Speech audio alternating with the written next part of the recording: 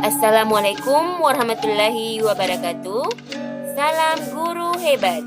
Perkenalkan, nama saya Putri Ani Muin, SPD, Guru UPT SDN 1 Ting, calon guru penggerak Angkatan 6 Sidrap, Sulawesi Selatan. Kali ini saya akan memaparkan aksi nyata modul 1.4 budaya positif. Perkenalkan, Ibu fasilitator saya, yaitu Ibu Rahmil Humera, SPD MPD, dan Bapak pengajar praktik saya, Bapak Abdul Rauf, SPD MPD. Berikut ini adalah rancangan tindakan aksi nyata saya. Selamat menyaksikan. Adapun tujuan aksi nyata saya, yang pertama, menciptakan murid yang merdeka dan disiplin diri yang kuat. Yang kedua, menumbuhkan budaya positif di sekolah dengan meyakini nilai-nilai kebajikan universal. Tolak ukur 1. Terbentuknya keyakinan kelas melalui kegiatan kesepakatan kelas yang dilakukan wali kelas dan siswa. 2. Siswa mampu menerapkan dan menjalankan keyakinan kelas yang telah dibuat. Selanjutnya, legitimasi tindakan. Langkah-langkah tindakan yang akan dilakukan. 1. Menghadap kepala sekolah untuk menjelaskan pentingnya budaya positif dan keyakinan kelas di sekolah, serta meminta izin untuk mendiseminasikan bersama rekan guru. 2. Mengumpulkan rekan guru untuk melakukan diseminasi pemahaman materi budaya positif, yaitu keyakinan kelas dan segitiga restitusi. 3. Berkoordinasi dan berkolaborasi dengan siswa untuk membuat keyakinan kelas di kelas masing-masing, memantau, merefleksi, dan mengevaluasi keyakinan kelas yang telah dibuat. Adapun dukungan yang dibutuhkan. 1. Dukungan dari kepala sekolah, rekan guru, serta murid agar tindakan yang telah disusun dapat dilakukan secara lancar dan menyeluruh. 2. Sarana dan prasarana untuk menumbuhkan budaya positif di sekolah. 3. Orang tua dalam melakukan budaya positif di rumah. Berikut ini merupakan aksi nyata saya modul 1.4 kegiatan diseminasi di sekolah mengenai pemahaman dan pengalaman budaya positif. Selamat menyaksikan. Bismillahirrahmanirrahim. Assalamualaikum warahmatullahi wabarakatuh. Puji syukur kita aturkan kepada Allah Subhanahu wa Ta'ala oleh karena limpahan hidayahnya sehingga kita sempat hadir di acara yang penuh berkah ini, di mana kita akan melakukan seminar budaya positif yang dibawakan oleh Putri Ani Muin dan saya sendiri, Nurul Kadir. Untuk itu saya akan membuka acara ini dengan membaca basmalah. Bismillahirrahmanirrahim. Baiklah, untuk yang pertama saya serahkan kepada Ibu Putri Ani Muin untuk memaparkan penerapan budaya positif di SDN 1 ini. Pada Ibu Putri, silakan.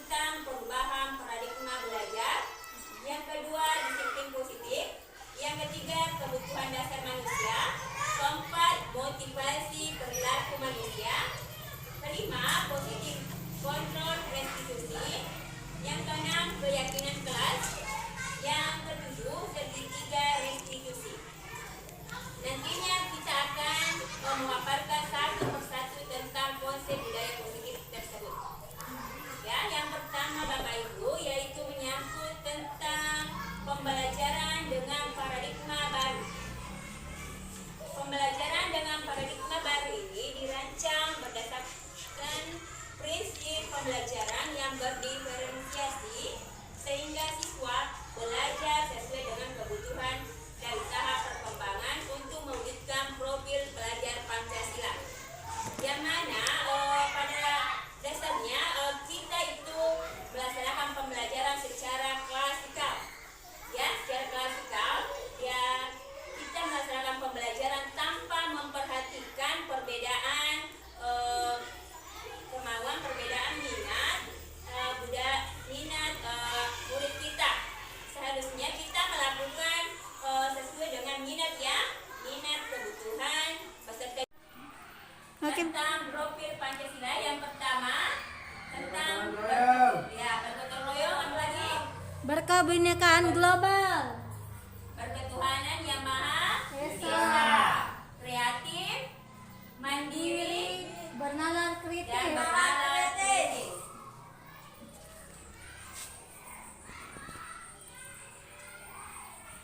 Selanjutnya tentang disiplin positif. Apa itu disiplin?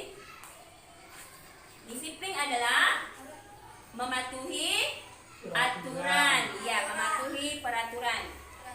Di mana dalam budaya kita ini makna kata disiplin dimaknai menjadi sesuatu yang dilakukan seseorang pada orang lain untuk mendapatkan kepatuhan. Kita cenderung mengembangkan kata disiplin dengan ketidaknyamanan. Kemudian, sebagai pendidik, tujuan kita adalah menciptakan anak-anak yang memiliki disiplin diri sehingga mereka bisa berperilaku dengan mengacu pada nilai-nilai kebajikan universal dan memiliki intrinsik bukan ekstrinsik. Jadi, dalam penerapan budaya disiplin di sini yang diharapkan itu merupakan faktor intrinsik, faktor dari dalam diri anak-anak itu sendiri ya. Maksudnya di sini faktor intrinsik yaitu kemauan mereka, bukan paksaan kita, kesadaran mereka. Kemudian, disiplin positif merupakan salah satu cara penerapan disiplin yang bertujuan untuk menumbuhkan kesadaran serta memberdayakan anak untuk melakukan sesuatu tanpa sogokan, ya, ancaman maupun hukuman. Ya, seperti tadi itu, motivasi intrinsiknya mereka melakukan disiplin bukan karena diancam, bukan karena mereka takut hukuman maupun disogok, tetapi merupakan faktor dari dalam dirinya, kemauannya mereka sendiri. Jadi sebagai seorang guru kita diharapkan untuk melakukan budaya disiplin berdasarkan faktor intrinsik anak-anak tersebut.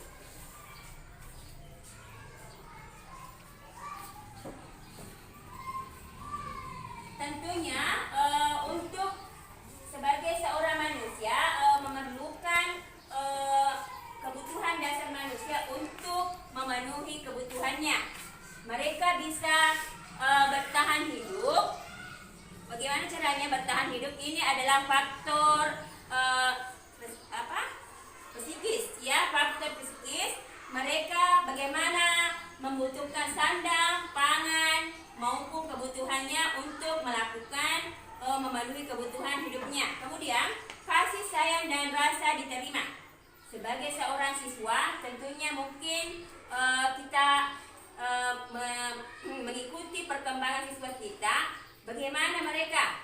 Ya, ada anak-anak yang ingin diperhatikan. Ya, caper, cari perhatiannya. Ya, mereka selalu mendekat kepada gurunya, mau diperhatikan apakah yang mereka, kekurangan mereka, mau diperhatikan bagaimana cara guru tersebut mengatasi anaknya apabila mengalami kesulitan.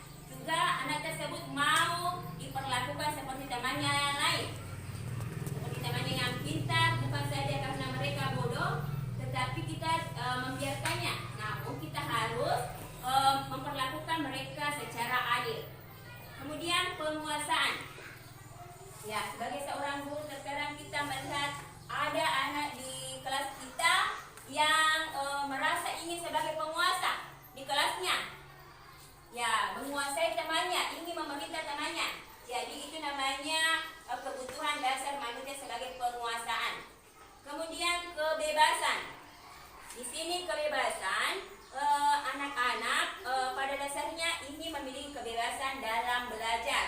Ya, terkadang anak-anak ingin belajar di luar. Ya, supaya mereka cenderung dapat mengembangkan apa minatnya. Kemudian kesenangan. Kesenangan di sini kita sebagai seorang guru harus memperhatikan apa saja yang menurut anak-anak kita dapat mengembangkan kesenangannya. Kita menggunakan media pembelajaran yang baik. Apalagi kita menggunakan alat peraga. Selain itu, dalam mengajar kita juga tidak hanya melakukan pembelajaran itu terus. Ya, diusahakan diselingi dengan permainan. Ya. Kemudian motivasi perilaku manusia.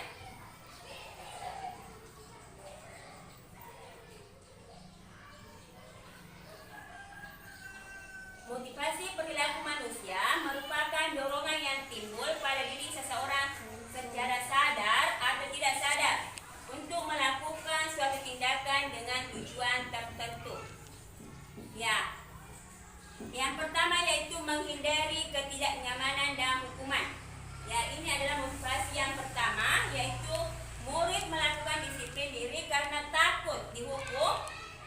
Ini merupakan faktor ekstrinsik, faktor dari luar, faktor karena dia takut oleh gurunya.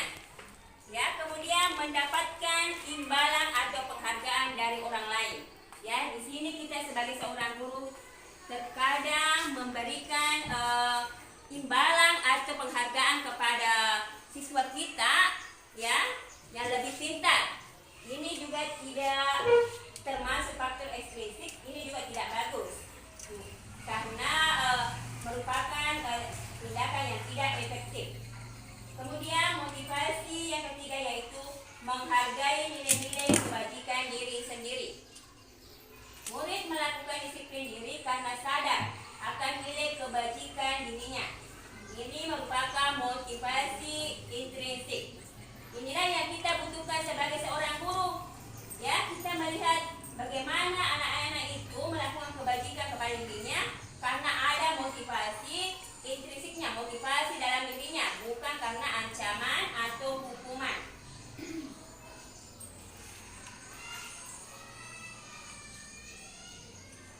Kemudian tentang konsep disiplin dengan identitas gagal. Ya, kita perhatikan di sini ada identitas gagal, yaitu tentang hukuman. Ya, kita sebagai seorang guru terkadang melakukan atau memberikan hukuman. Hukuman itu bagi anak-anak siswa kita itu terasa menyakitkan.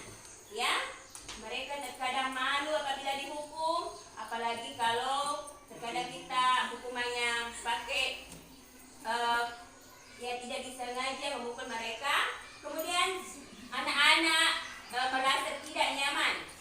Ya, kalau kita memberikan hukuman, terkadang murid juga itu merasa takut kepada kita. Kemudian memberikan hukuman itu memaksa. Ya, kemudian murid menyembunyikan kesalahan. Di sini apabila kita memberikan hukuman, maka mereka akan terbiasa menyembunyikan kesalahannya. Mengapa? Karena mereka takut apabila berlaku jujur. Ya, kalau mereka membacakan benda di dalam kelas kita tidak mau jujur karena takut diberi hukuman. Ya, kemudian tentang penghargaan. Ini tadi penghargaan sering kita lakukan apabila anak kita merasa memiliki kepintaran yang lebih dari temannya. Penghargaan ini, ya, yang pertama tidak efektif. Tidak efektif di sini. Terkadang anak-anak itu hanya ingin melakukan pembelajaran apabila ada hadiahnya, atau mereka hanya bersemangat bila ada hadiahnya. Nah, ada lagi hadiah tak, Bu? Ya, mereka semangat. Namun apabila tidak ada hadiahnya, mereka tidak bersemangat. Kemudian yang kedua yaitu merusak hubungan sifat iri.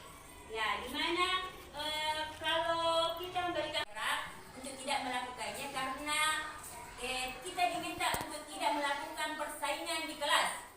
Ya, tidak usah katanya membuat sistem ranking.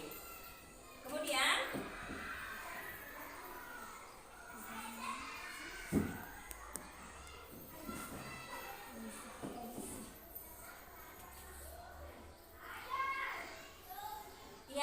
selanjutnya yaitu konsekuensi.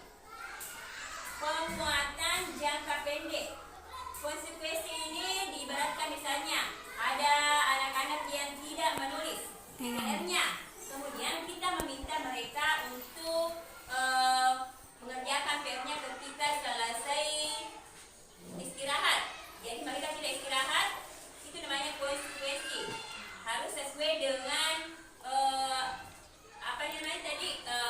kesalahannya. Ada toleransinya. Sedangkan hukuman itu tidak ada toleransinya. Misalnya mereka terlambat datang, namun mereka diminta untuk lari di lapangan. Itu namanya hukuman. Ya. Kemudian perlu monitoring yang berkelanjutan. Monitoring kita sebagai seorang guru memperhatikan. Kalau kita memberikan konsekuensi, kita memperhatikan apakah anak tersebut mengerjakannya atau tidak. Kemudian murid menghormati peraturan. Murid menghormati peraturan apabila kita selalu memonitoring kegiatan tersebut. Kemudian kehilangan waktu untuk merenungi kesalahan. Mereka akan terus mengingat, oh saya selalu salah. Kemudian restitusi. Restitusi ini murid bertanggung jawab untuk perilakunya. Yang kedua, fokus pada pemecahan masalah jangka panjang. Tiga, menghormati dirinya dan orang lain. Teori kontrol dirinya, memegang kontrol. Murid bersemangat memperbaiki kesalahannya. Selanjutnya, konsep disiplin.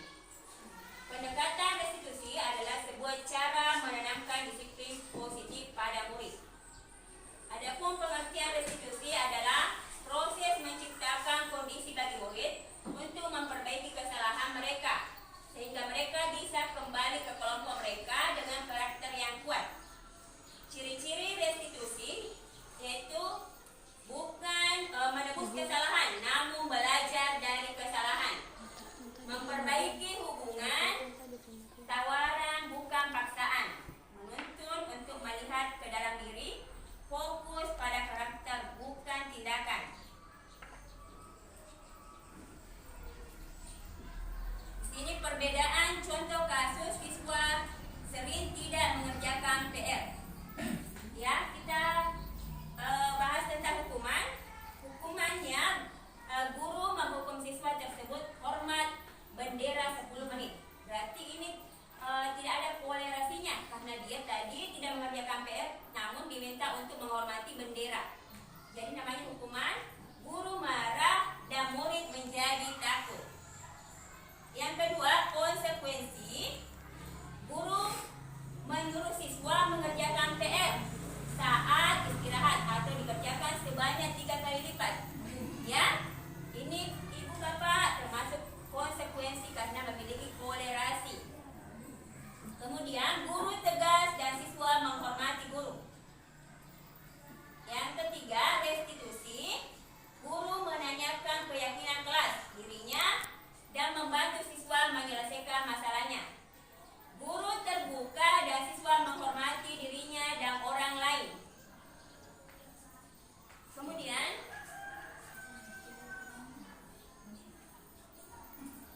posisi kontrol restitusi. Ya, ini ada 5 posisi kontrol restitusi. Yang pertama yaitu penghukum. Yaitu tadi penghukum. Yang kedua, pembuat rasa bersalah. Yang ketiga, teman. Yang keempat, pemantau. Yang kelima, manajer. Penghukum di sini sering sekali anak-anak itu apabila seorang guru bertindak sebagai penghukum, maka siswa akan merasa sangat takut. Mereka depresi. Kemudian pembuat rasa bersalah. Mereka diam-diam akan memikirkan, oh ternyata itu salah. Maka mereka akan cenderung sangat depresi. Kemudian teman, di sini anak-anak menganggap kita teman. Ya. Jadi di sini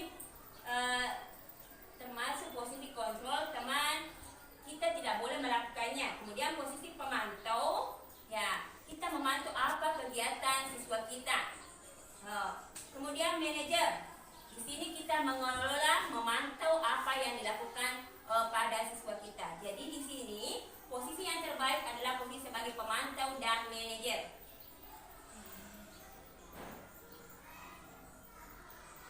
Kemudian selanjutnya contoh penerapan 5 posisi kontrol. Kasusnya, siswa tidak mengikuti apel dan terlambat masuk kelas karena terlambat datang. Yang pertama yaitu penghukum. Patuhi aturan sekolah dan berdiri di barisan. Ini tadi penghukum. Ya.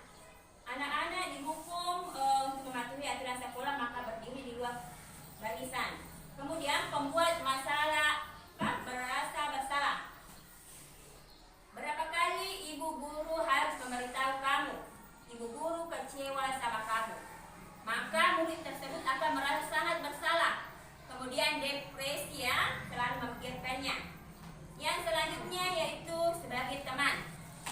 Di sini ayolah yang tertib. Buat ibu merasa bangga padamu. Hari ini tidak apa-apa kamu salah. Ya, mereka menganggap siswanya sebagai teman. Kadang anak-anak itu kalau bukanlah gurunya, yang itu mereka tidak mau lagi. Kemudian sebagai pemantau, kamu sudah melanggar apa peraturan dan konsekuensinya. Kemudian sebagai manajer, apakah kamu tahu kesalahanmu? Kira-kira bagaimana kamu akan memperbaiki kesalahanmu? Di sini sebagai manajer kita memberikan anak-anak kesempatan untuk mengetahui kesalahannya dan kesempatan untuk mengetahui bagaimana cara memperbaikinya.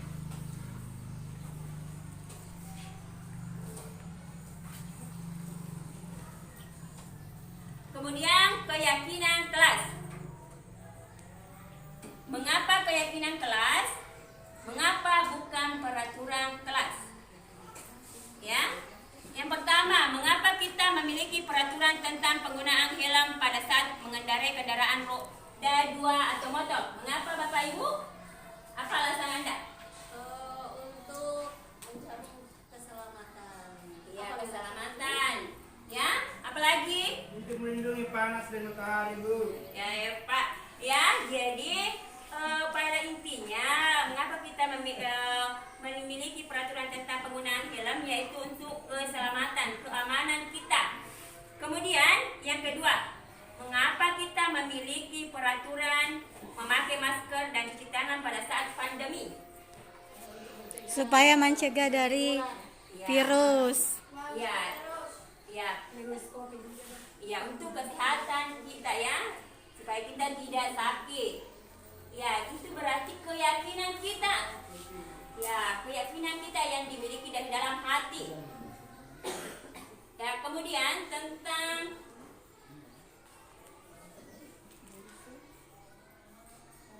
kegiatan membuat keyakinan kelas. Guru bersama siswa membuat keyakinan kelas. Di sini terdapat foto tentang guru dan siswa merumuskan keyakinan kelas. Kemudian siswa menempelkan hasil diskusinya tentang keyakinan kelas tersebut.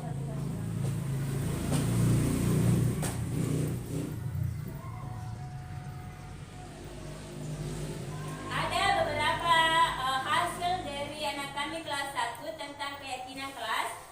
Yang pertama yaitu masuk kelas tepat waktu. Yang kedua, menjaga kebersihan kelas. Yang ketiga, mengucapkan salam bila masuk kelas. Yang keempat, berdoa sebelum dan sesudah belajar. Yang kelima, tolong menolong dan saling menghargai. Yang keenam, membuang sampah pada tempatnya. Yang ketujuh, tetap memakai masker ketika musim pandemi. Yang kedelapan, memakai pakaian yang rapi dan bersih. Ini setiap hari kita lakukan, memakai pakaian yang bersih dan rapi.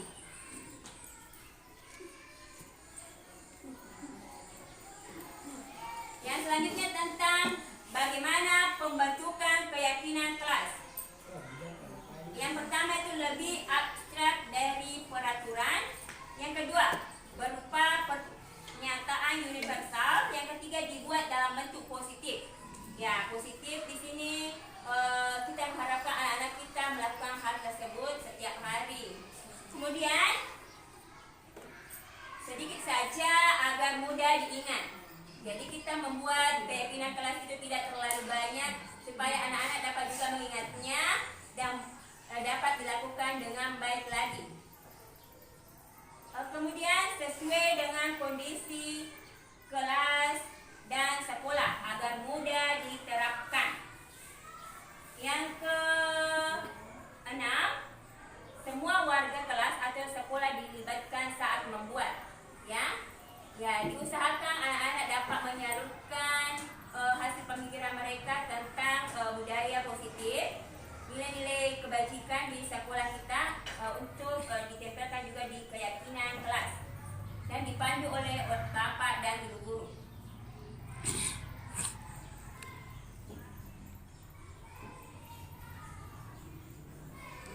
Ya. Tapi Bapak Ibu, berikut ini adalah segitiga restitusi.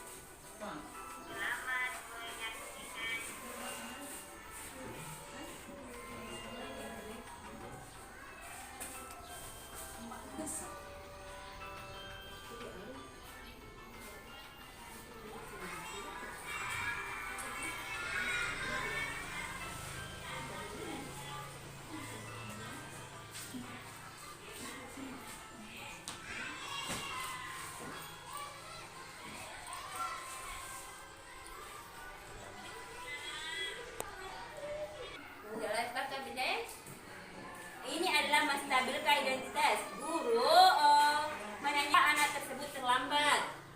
Apa alasannya?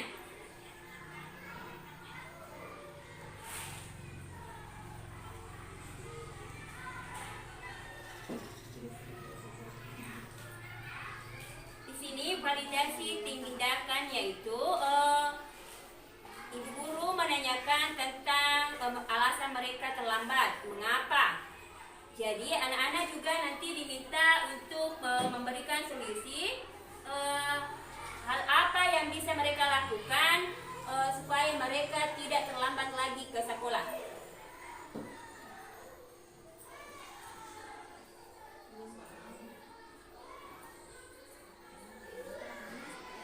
Selanjutnya, budaya positif di sekolah kita di SD 1 yang sering kita lakukan setiap harinya.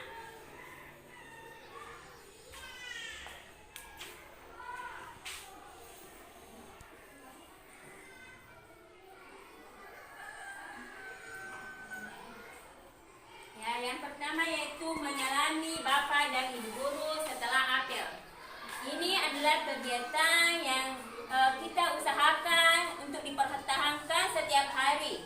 Ya, diharapkan kepada Bapak Ibu untuk setiap paginya dapat berbaris ketika anak kita selesai apel dan memberikan salam kepada kita.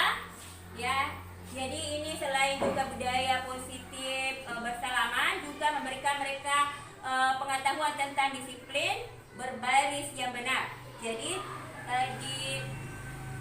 tidak menyalip temannya yang lain, yang tertib.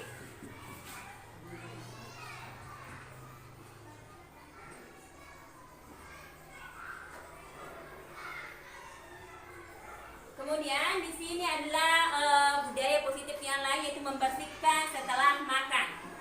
Jadi kita diharapkan sebagai guru untuk memperhatikan kelas kita. Setiap selesai istirahat, apabila anak kita makan di teras kelas kita, diusahakan diminta untuk menyapu sekaligus mengapel supaya nasinya tidak melengket di situ. Karena seperti di kelas sebelah sana jarang dipel, jadi banyak nasi yang melengket di sana. Kemudian diusahakan untuk memperhatikan anak-anak yang membuang sampah tepat pada tempatnya. Ya, di sini ada temannya yang membuang saja, jadi diusahakan diberikan contoh bahwa buanglah sampah di tempatnya.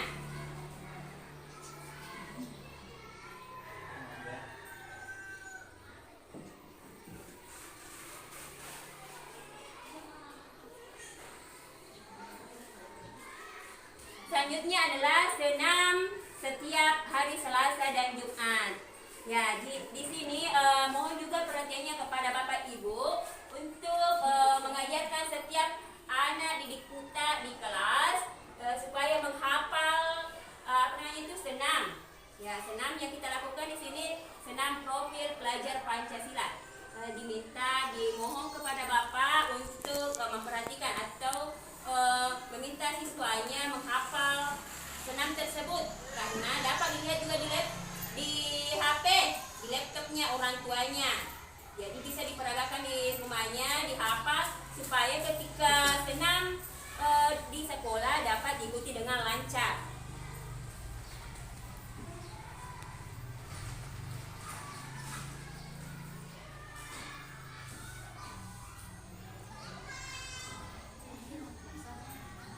Ya, ini budaya tabik. Ya, budaya tabik ini mungkin sudah sangat jarang kita temui pada murid kita sekarang. Jadi, Bapak Ibu kami minta supaya kalau bukan kita, siapa lagi yang dapat mendidik anak kita untuk melakukan budaya tabik. Karena anak sekarang itu mereka terkadang sudah menabrak gurunya, tidak minta maaf lagi. Jadi diusahakan untuk melakukan budaya tabik. Bagus mungkin kalau kita memberikan contoh, ya. Kalau ada anak kita sedang makan di teras depan kelas kita, kita yang minta tabik, ya. Jadi mungkin siswanya akan mengatakan, masa guru saya minta tabik saya tidak? Jadi mereka akan melakukannya sesuai dengan panutan dari kita semua sebagai seorang guru.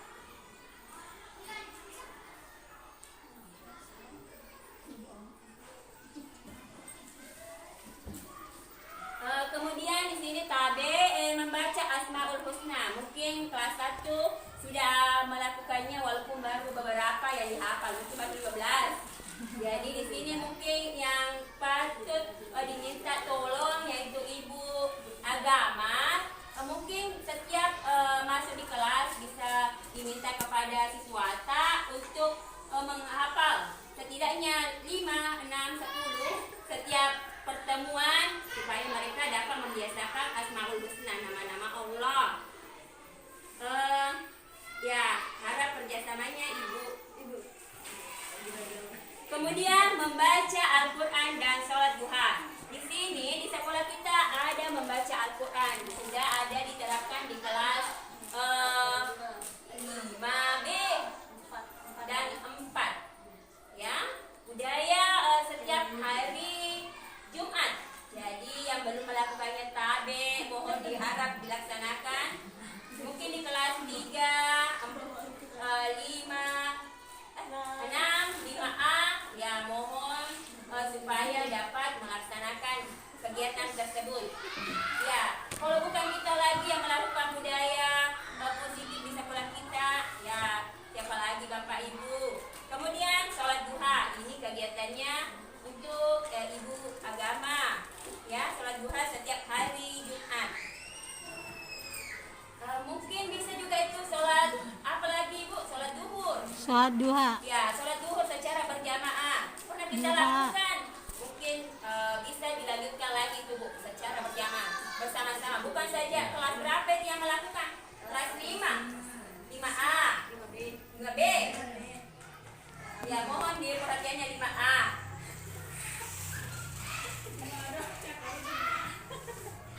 Kemudian di sini bergotong royong atau kerja bakti. Ya, Bapak Ibu yang sering kita lakukan setiap hari Jumat, yaitu anak-anak bergotong royong membersihkan. Bisa juga dilakukan oleh ya dipandu oleh Bapak dan Ibu membersihkan ruangan kelas, perpustakaan, di luar sekolah, ya supaya lingkungan kita sekolah kita ini tetap bersih dan terjaga dari penyakit Bu dan sampahnya.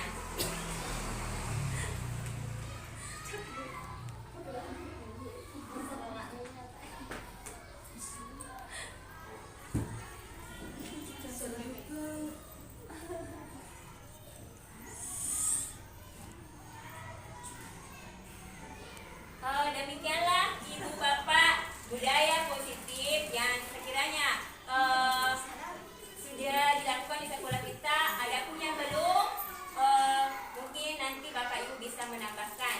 Ya, Bapak Ibu, saya minta dukungan Nusa kerjasamata untuk melakukan budaya positif ini agar dapat terus berlanjut di sekolah kita dan sekolah kita menjadi sekolah panutan budaya positif. Kemudian Bapak Ibu yang ingin mendiskusikan atau sharing pendapat, silahkan Ibu, kami beri kesempatan untuk berbicara. Silahkan Pak Hadiri.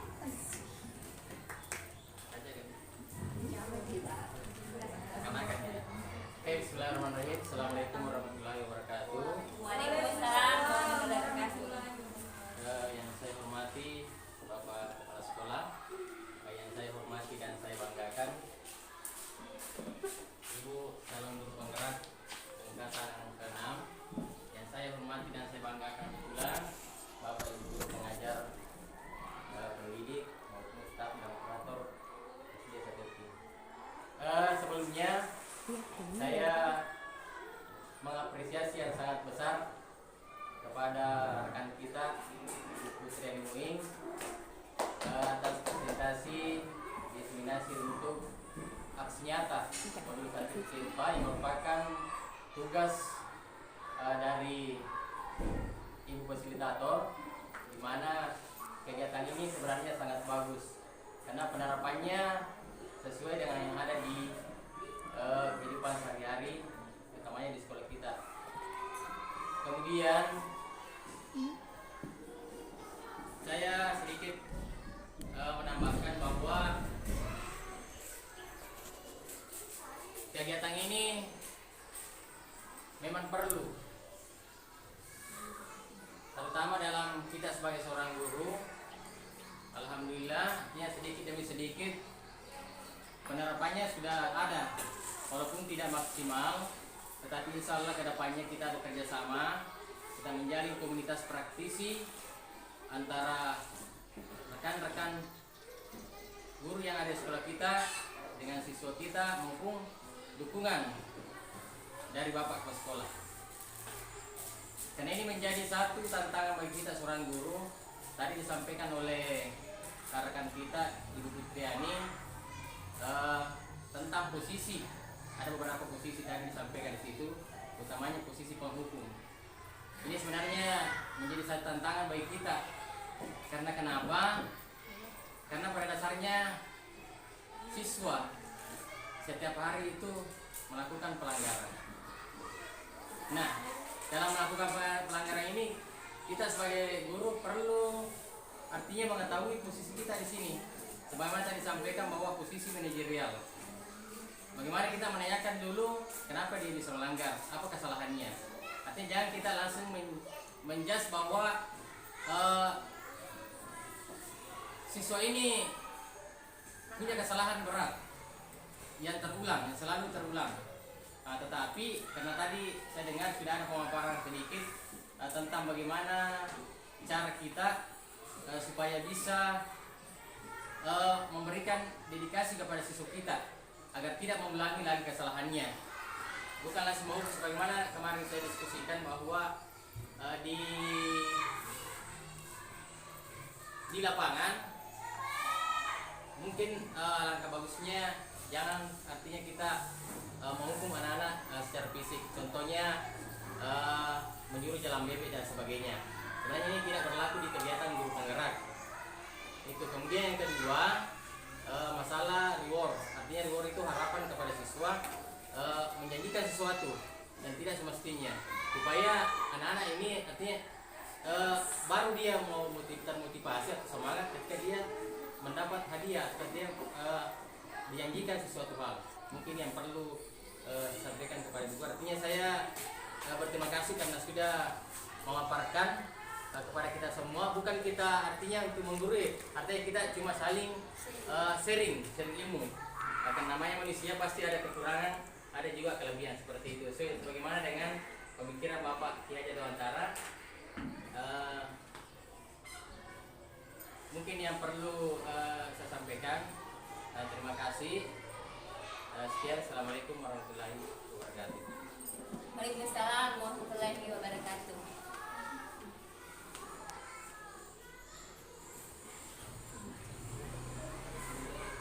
Terima kasih Pak Haryadi atas sharing pendapatnya. Mungkin ada Bapak Ibu lagi yang lain yang ingin melakukan sharing pendapat atau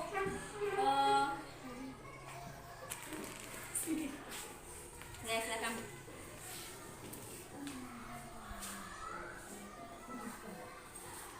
Assalamualaikum warahmatullahi wabarakatuh. Waalaikumsalam warahmatullahi wabarakatuh.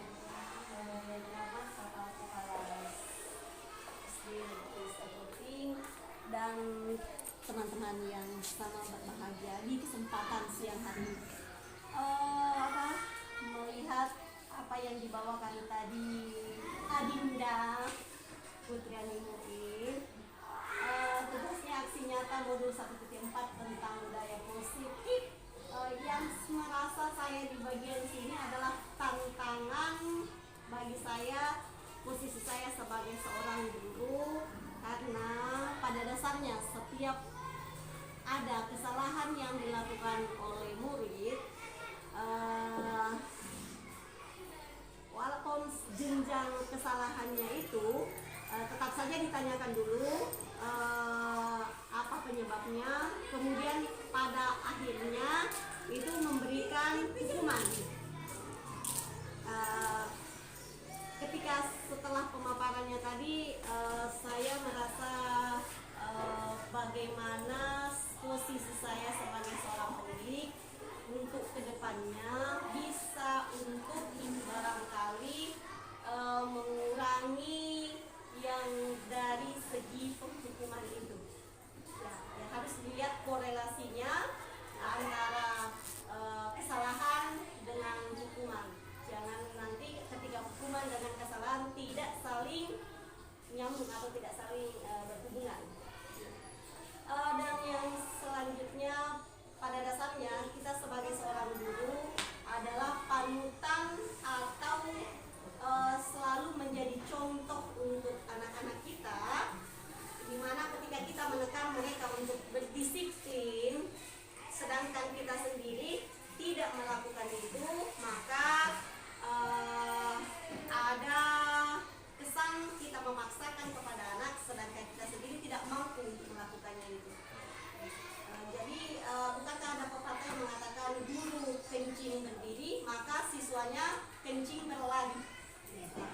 Jadi kalau kita melakukan hal yang kurang positif, maka jangan berharap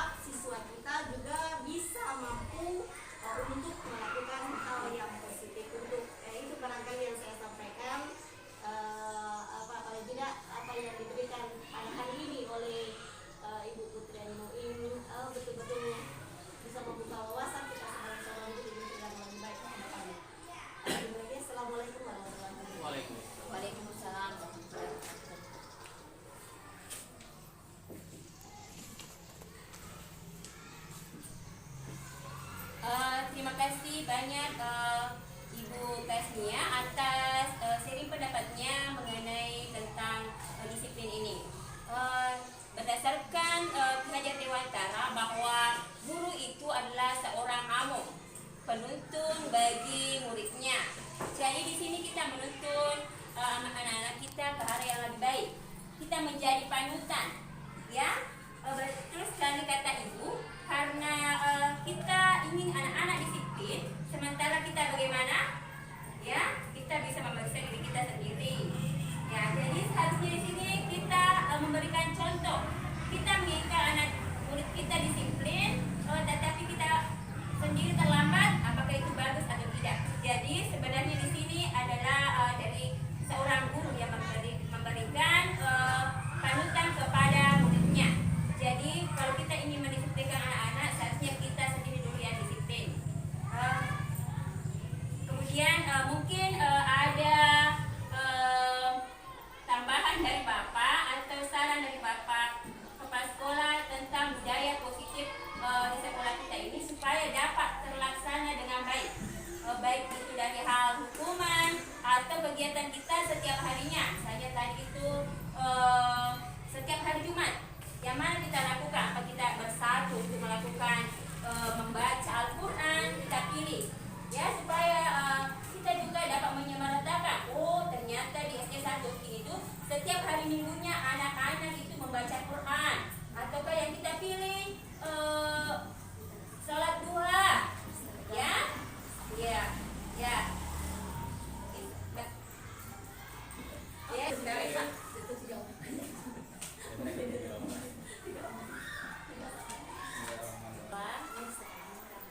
selanjutnya mungkin itu tadi untuk ibu guru agama kita tentang yang mana kita pilih. Kita menyamaratakan itu setiap hari Jumatnya apa yang kita lakukan? Harusnya kalau mengaji nih bahasa Yasin. Kelas 1 sampai kelas 1 tapi kelas 1 itu belum bisa paling sih kelas 1 apa Iya, iya sudah dilakukan kalau kelas 1. Itu dari guru. Ya, gurunya iya Pak. Itu ibu yang pastinya tergantung kita mendidik anak-anak karena kelas di sini sudah sudah ada yang melakukan Bapak. Ya, kelas ini juga tinggal 2, di depan belum ada. kalau saya memang secara pribadi kenapa saya kasih laksanaan anak-anak sholat duha karena memang umat itu saya ada di kelas 3 dari itu saja yang saya kasih sholat Jumat dan sholat duha karena jangan sampai saya suruh semua kelas untuk sholat duha dari guru kelasnya yang tidak harus ada kesepakatan dari guru kelas dengan Guru agama. Iya itu nih Bapak Ibu. Mau Ustaz yang bagaimana? mengaji saja. Iya, mengaji moga saja. Suruh bawa Al-Quran hari Jumat.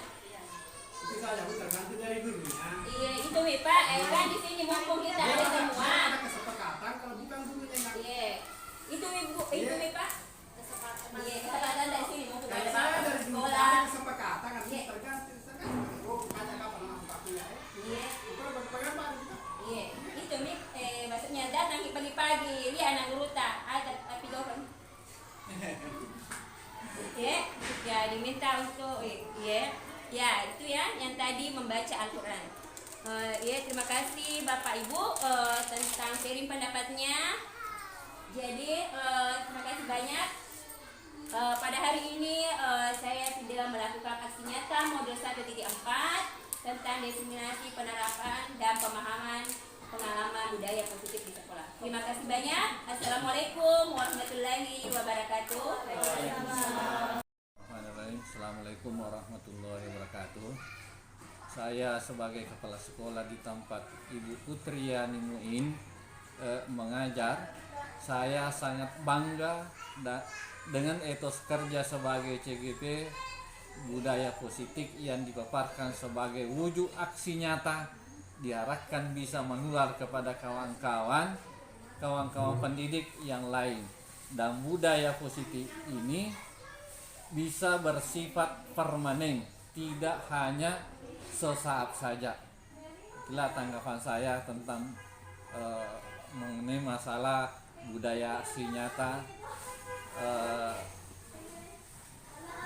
kepada Putriani Muin sebagai CGP di sekolah kami. Sekian dan terima kasih. Assalamualaikum warahmatullahi wabarakatuh. Assalamualaikum warahmatullahi wabarakatuh. Saya Ibu Kasmia, teman sejawat Ibu Putriani Muin sebagai CGP, melihat pemaparan Ibu Putriani Muin tentang budaya positif. Saya sangat mengapresiasi sekali dari Ibu Putriani. Saya menambah ilmu pengetahuan lagi, menambah pengetahuan lagi tentang posisi kita sebagai guru, apakah kita sebagai penghukum, pemantau atau manajer.